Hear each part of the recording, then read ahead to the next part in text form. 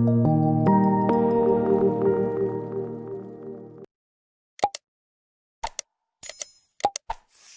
I'm going to take you on a little journey throughout the last 20 years on each of my stories. So the first one is all about giving your dreams a red hot go. And when I was 16, I was fortunate enough to go for football trials at the Inter Milan football club in Italy, where I stayed there for a few months trying to break into that professional club and become a professional footballer. I gave it a red hot go. 16, couldn't speak Italian perfectly, so that was a challenge. Being away from my friends at that age, learning a whole new lifestyle and trying to adapt was difficult. But I gave it a red hot go. I came back, I was a better player for it. It didn't work out, but I'm absolutely loving what I'm doing now. This one's all about not being afraid to ask. So when I was 20, I was building my first house, and the builder said halfway up they've done the foundation, they've started the brickwork, and my partner at the time was going, I'm not happy where one of the windows are.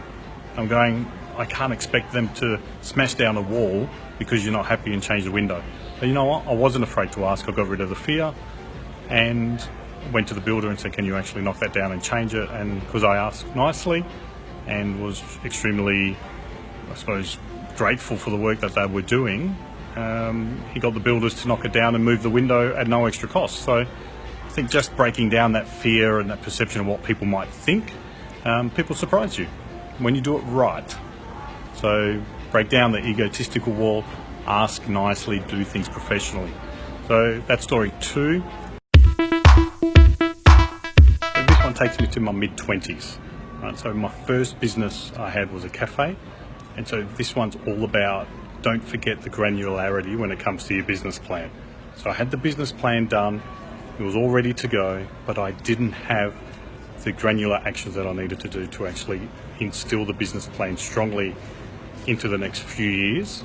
And it didn't go extremely well, and over the next 3 to 4 years I had to close the doors on the business because I didn't have that really specific actions on what I needed to do to create and make that business plan and I suppose execute it to the best possible manner that I had to see fit. So that was a very hard lesson to learn, and I tell you what, I'm extremely granular in the things I do now, particularly when it comes to planning. So take that one away, make sure, don't forget to instill the details in your plan. What actions are you going to do to implement? And yes, you can use a SMART analogy, whatever you want to use, but don't forget it. Okay, so my 4th story is about creating the right culture. Now this was when I was 31.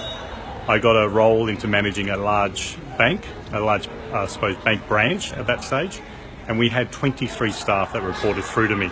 So I worked extremely hard on creating the right culture with the right people, and there was a diverse range of people, but it was all about making them feel comfortable, ensuring that they were challenged, motivated, and they believed in what they were doing every day, and more importantly, ensuring people were having fun at work and they wanted to get out of bed every day and drive to work and spend time with people 7-8 hours a day, 5 days a week.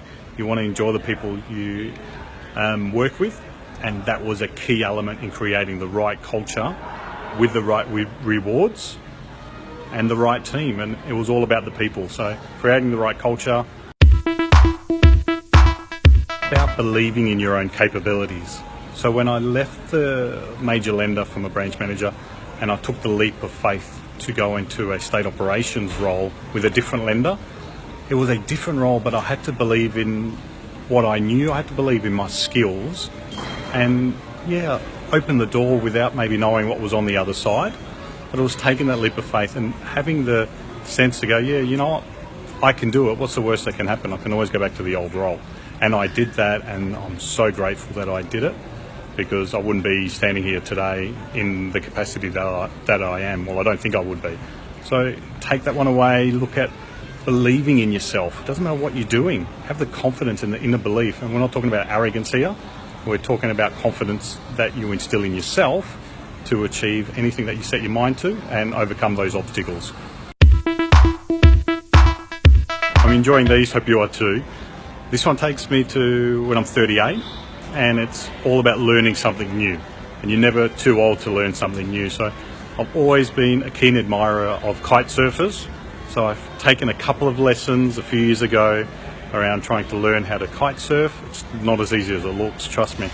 But I did the first one, and now did the second, and needing to continue it because it does take time and practice along with anything to get better at what you do. So take that away, give something a go that you've been meaning to. Just go out and do it. What's holding you back? Get rid of that fear and give it a crack. It took me back probably a year and a half ago around finally breaking down the egotistical wall to help create a strong, powerful, magnetizing personal brand. So it allows people to know, like, and trust you. So it's grabbing the chisel out and breaking through a few bricks to let people have a glimpse of the real you. So they do get to know you and potentially want to do business with you or build a friendship. So strong personal brand, take it away, get rid of the wall. Doesn't have to be all at once, but get rid of it slowly and see how you go.